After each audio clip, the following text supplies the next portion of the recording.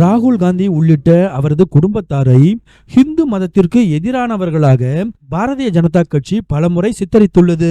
குறிப்பாக ராகுல் காந்தியை ஒரு ஹிந்து மத துவேஷியாகவும் ஹிந்துக்களின் விரோதியாகவும் தொடர்ந்து பாஜக சித்தரித்து வருகிறது.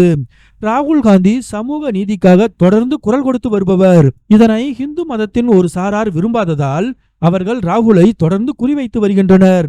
ஆனால் ஒரு ஹிந்து பண்டிட் குடும்பத்தை சேர்ந்த ராகுல் என்றுமே இந்து மதத்தை தாழ்த்தி பேசியதில்லை. இத்தனைக்கும் ராகுலும் அவர் தம் குடும்பத்தினரும் இந்து மத வழிபாட்டை தொடர்ந்து மேற்கொண்டு வருகின்றனர். அந்த வகையில் உத்தரப்பிரதேச மாநிலம் ரேபரேலி தொகுதியில் வேட்புமனு தாக்கல் செய்த பிறகு ராகுலும் அவரது குடும்பத்தாரும் ஒன்றாக அமர்ந்து பூஜையில் கலந்து கொண்டனர். பண்டிதர் மந்திரித்து தந்த கயிற்றை கையில் அணிந்து கொண்டனர்.